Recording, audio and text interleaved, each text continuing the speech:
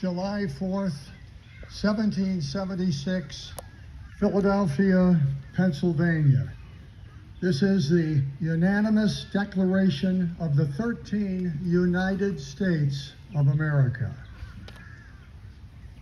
When in the course of human events, it becomes necessary for one people to dissolve the political bands which have connected them with one another, and to assume among the powers of the earth the separate and equal station to which the laws of nature and of nature's God entitle them, a decent respect to the opinions of mankind requires that they should declare the causes which impel them to the separation.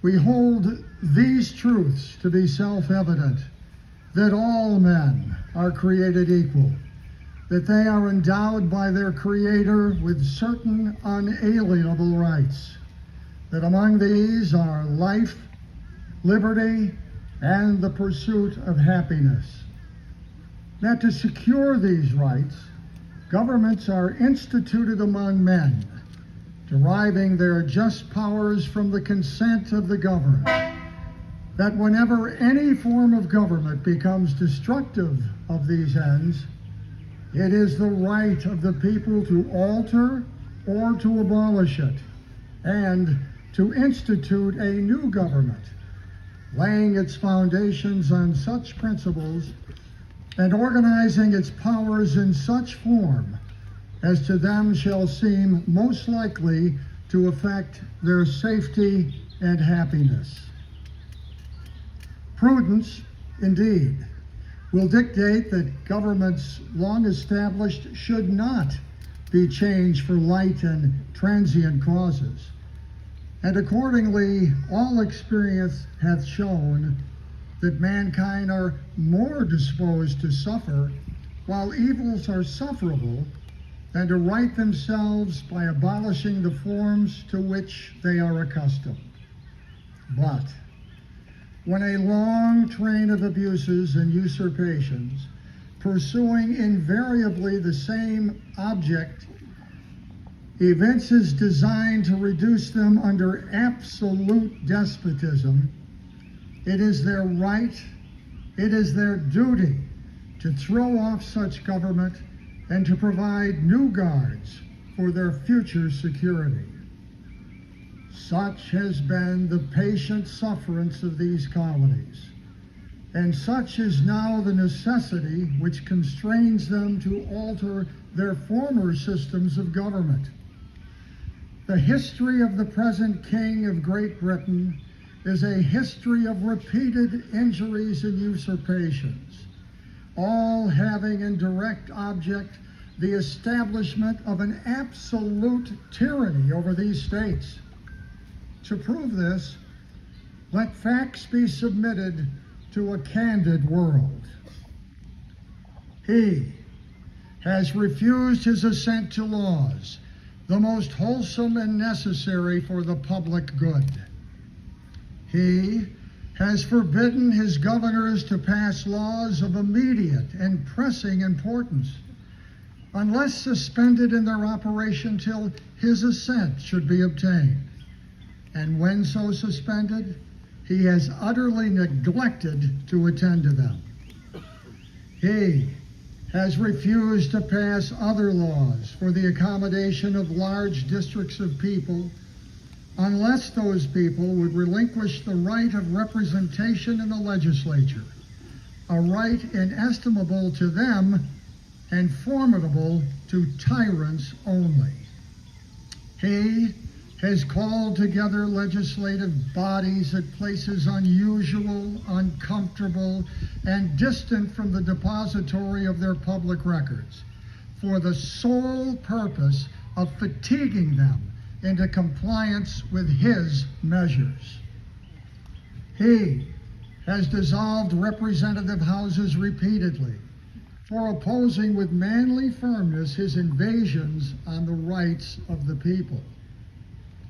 He has refused for a long time, after such dissolutions, to cause others to be elected, whereby the legislative powers, incapable of annihilation, have returned to the people at large for their exercise, the state remaining in the meantime exposed to all the dangers of invasion from without and convulsions from within.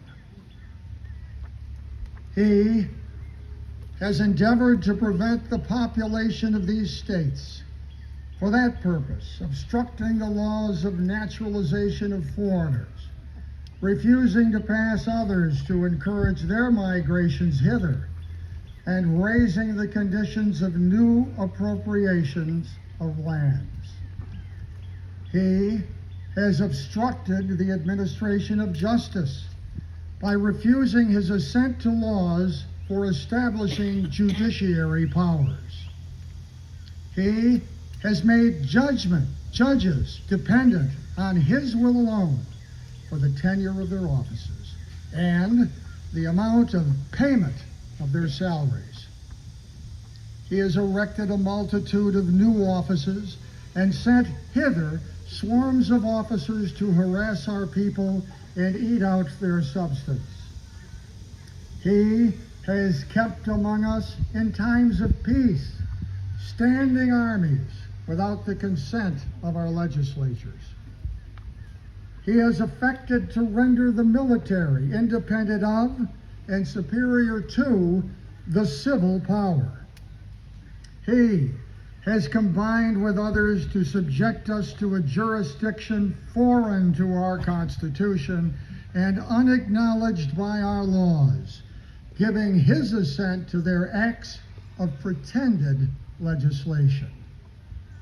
For quartering large bodies of armed troops among us, for protecting them by a mock trial from punishment for any murders which they should commit on the inhabitants of these states, for cutting off our trade with all parts of the world, for imposing taxes on us without our consent, for depriving us in many cases of the benefits of trial by jury, for transporting us beyond seas to be tried for pretended offenses, for abolishing the free system of English laws in a neighboring province, establishing therein an arbitrary government, and enlarging its boundaries so as to render it at once an example and fit instrument for introducing the same absolute rule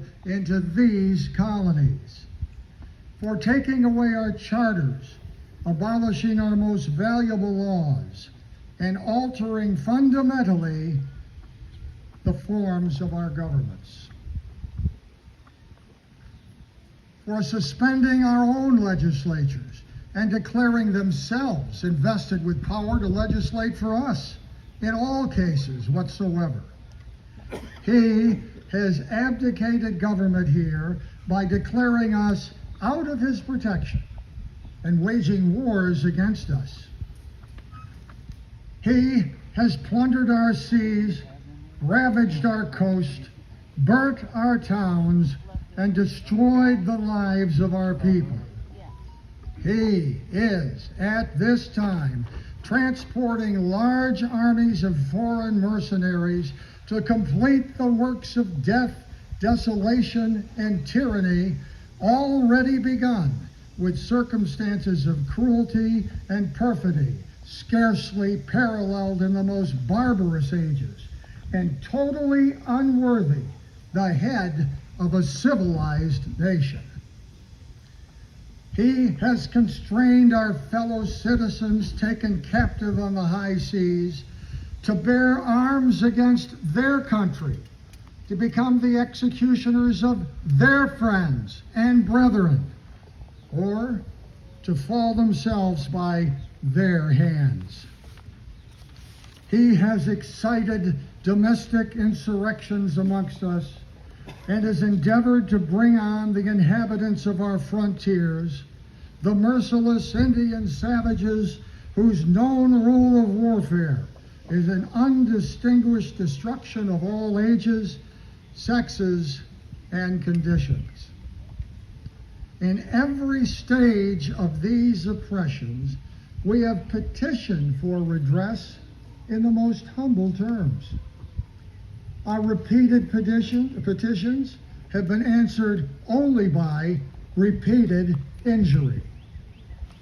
A prince whose character is thus marked by every act which may define a tyrant is unfit to be the ruler of free people.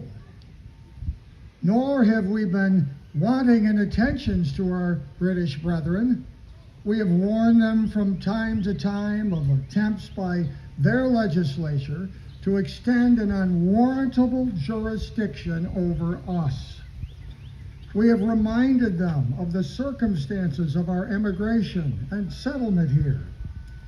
We have appealed to their native justice and magnanimity, and we have conjured them by the ties of our common kindred to disavow these usurpations, which would inevitably interrupt our connections and correspondence.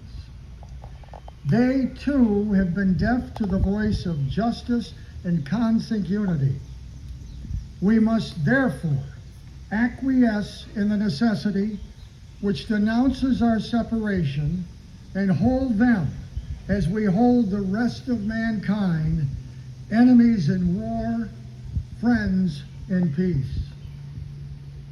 We therefore, the representatives of the United States of America in General Congress assembled, appealing to the Supreme Judge of the world for the rectitude of our intentions, do, in the name and by authority of the good people of these colonies, solemnly publish and declare that these united colonies are, and of right ought to be, free and independent states.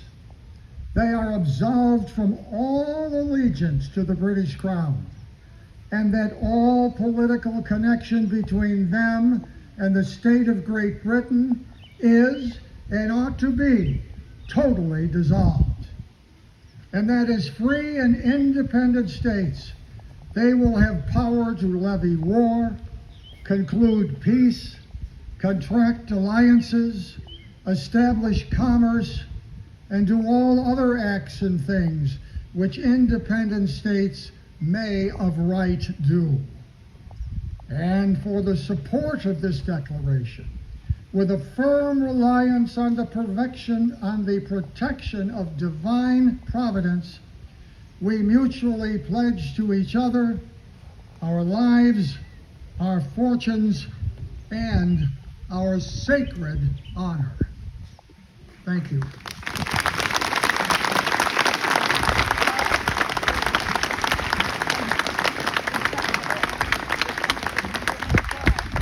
Did y'all notice when he was reading?